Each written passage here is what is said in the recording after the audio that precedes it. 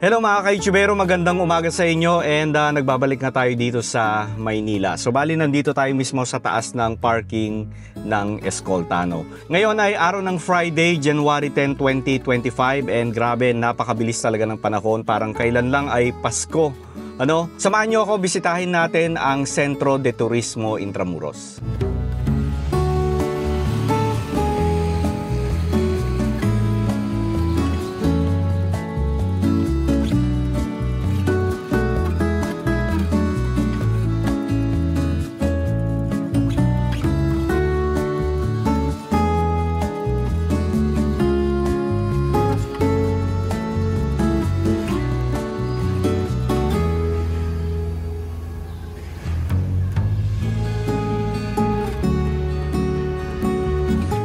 Ito naman yung Museo San Agustin, pero sarado.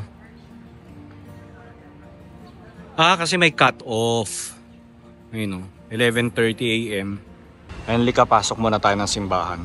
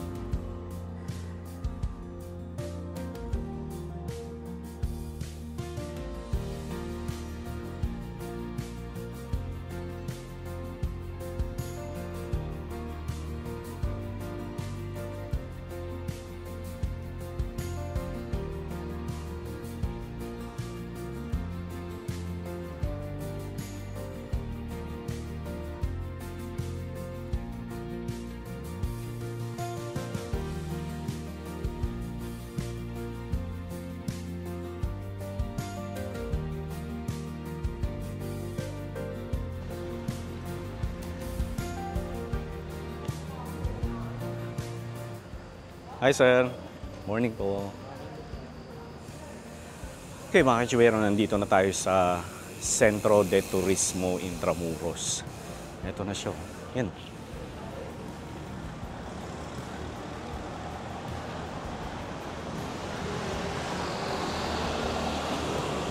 So dito mga ka-YouTubero, may bayad, may entrance fee.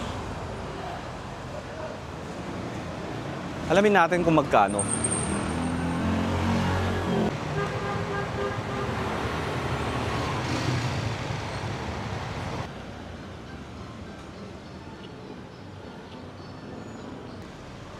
Centro de Turismo Intramuros.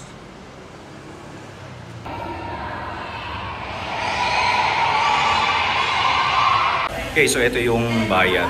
For regular guest, 150. Tapos children, senior, and students, 120. Okay, so ito yung lumang simbahan mga ka-YouTubero. Ayan. San Ignacio and Jesuit. Ito siya.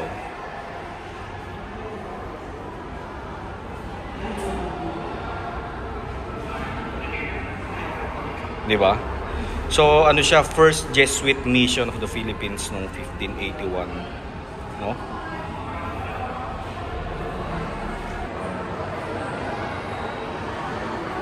Okay, pasok na tayo. So marami sa inyo ang nagsuggest na bisitahin ko nga itong Centro de Turismo Intramuros and finally ay nabisita na rin natin, Ayan. Pero syempre limited lang yung pag-video natin dahil may mga parts dito na bawal i-video.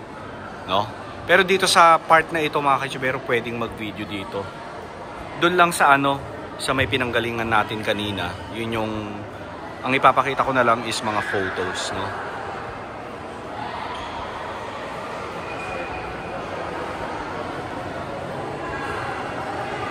Galing, no?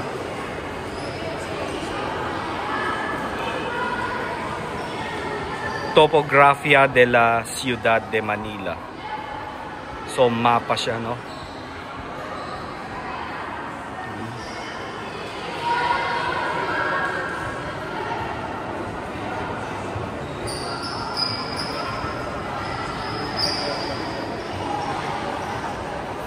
mga baul, kanyon.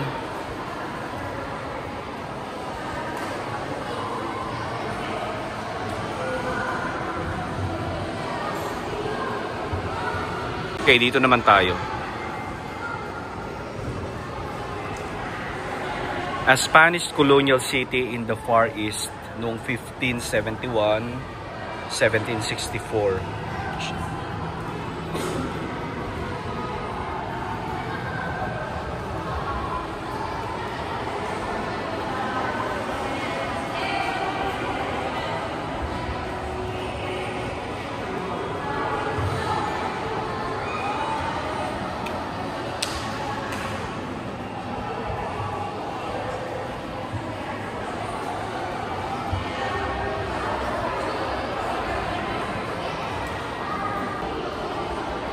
Rise of the Arabales. Tama ba ako mga kaichibero? Arabales? Rise of the Arabales noong 1765-1863.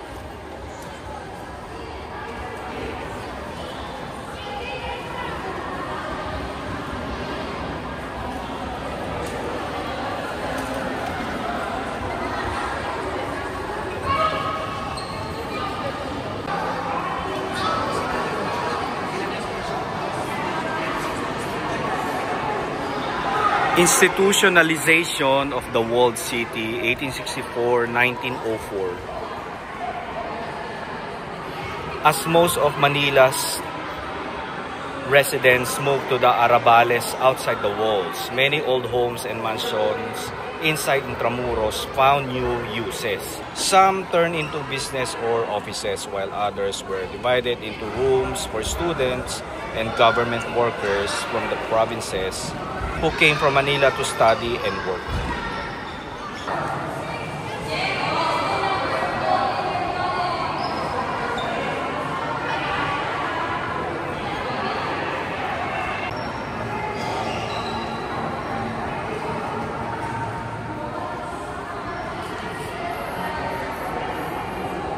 Ito siguro yung altar ng simbahan noon, no? Tingnan nga natin. I'm sure yan may nakasulat dito eh. This retablo originated from the San Jose College of the Recoletos in Cebu City. Ayan.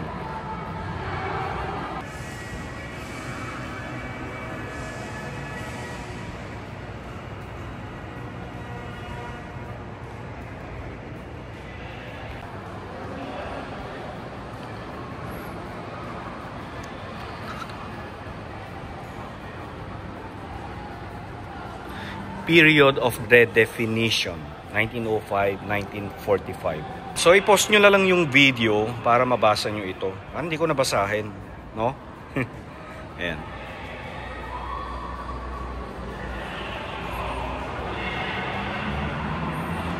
Wow. Ito parang lumang baril, I think. Tapos yun, parang belt buckle yata yan.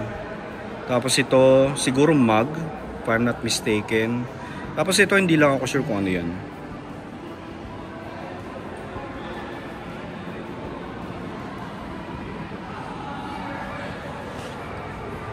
Tapos dito,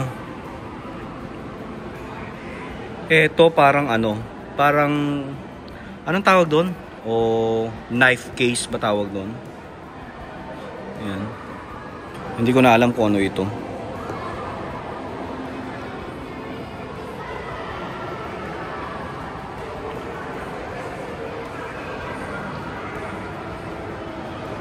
The post-war period, 1946-1965. In the years right after the war, Intramuros was mostly in ruins, with San Agustin Church as the only building left standing. The economic crisis led many people from the provinces to move to big cities like Manila. In Intramuros, families built makeshift homes near the port and other empty areas. Okay, makikita natin dito sa photo, Manila Cathedral. Ito siya, oh. Grabe, no?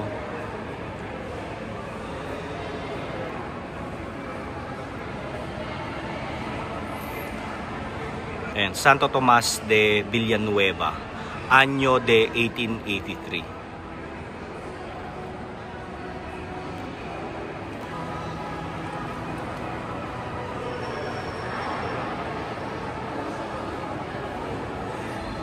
Ito naman yung sa Fort Santiago.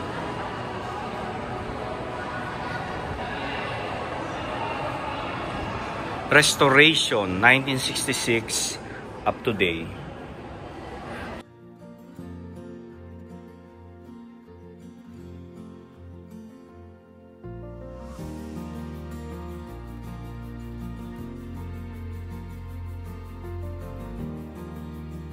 Okay, tignan natin kung pwede tayong umakyat, no? Kaya akyat tayo. Dito daw sa etong paikot na stairs na to.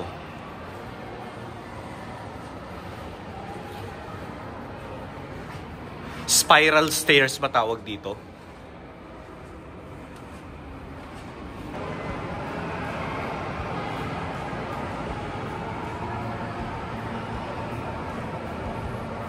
Okay, doon tayo pupunta.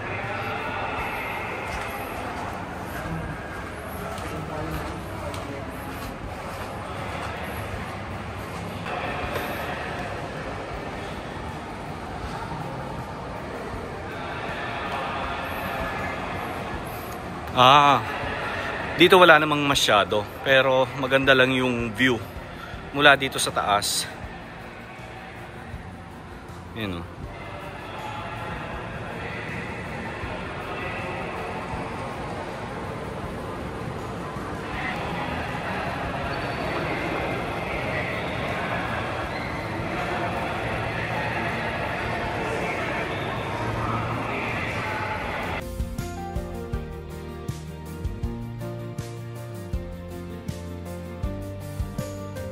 Okay, pababa na tayo. Wala masyadong makita sa taas.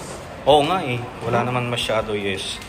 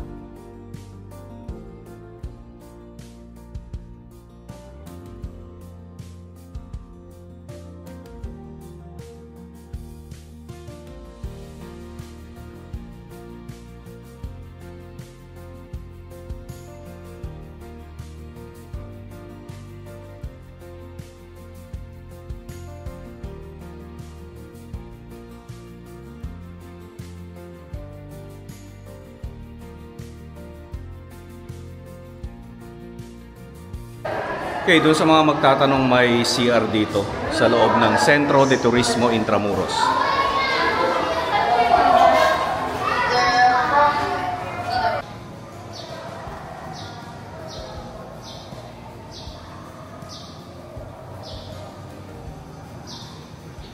Oo.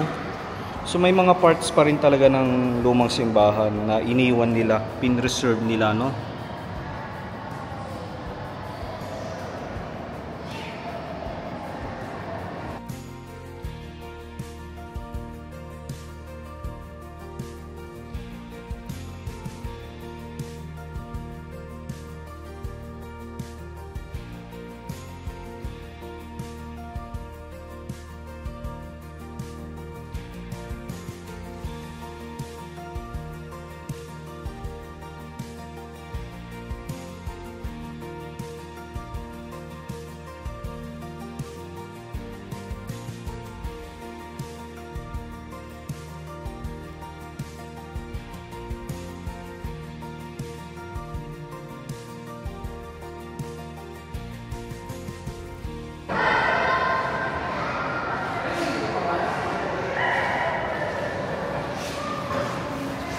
Marami lang parte ng museum na bawal i-video. So mostly picture lang yung ginawa natin, especially dito sa part na ito. Okay, so dito sa part na ito ng Centro de Turismo, mga kajubero, dito bawal mag-video. Pero since tayo ay pa-exit na, ito na yung exit.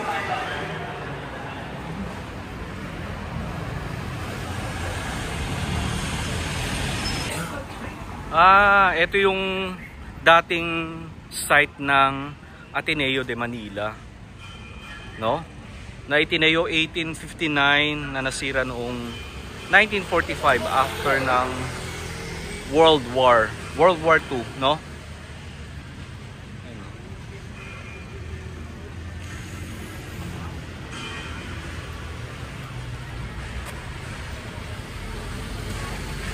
Mukhang inaayos nila, no? So yung bell tower hindi pa siya open, ginagawa pa rin hanggang ngayon. Pero soon, sabi nila, bubuksan na nila ito sa publiko, no? Ayan. Okay, Centro de Turismo Intramuros. Halika na. Okay, daan muna tayo ng simbahan, mga kaitsibero.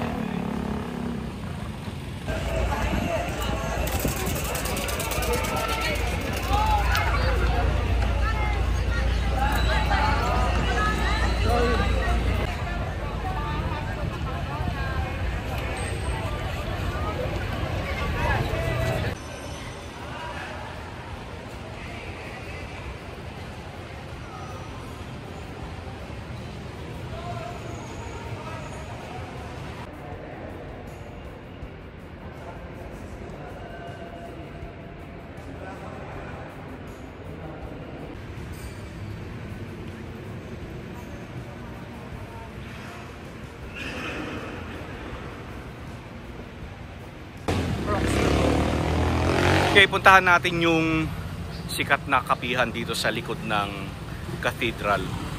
So dito daw yung daanan. Ito na siya, La Cathedral Cafe.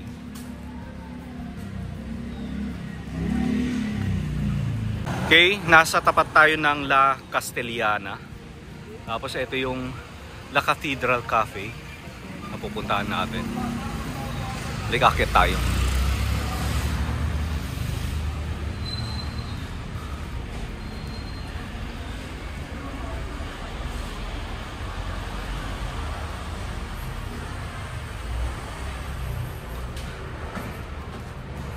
Nakakatuwa naman dito sa Intramuros. Marami na yung nagbubukas ng mga coffee shop, restaurants. And at least marami tayong option, hindi kagaya dati. Ang alam ko lang yung sa may Casa Manila.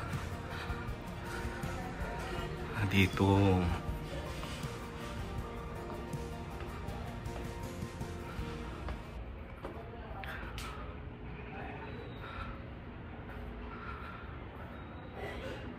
La Vera Wedding Events Place. Ayun, dito tayo.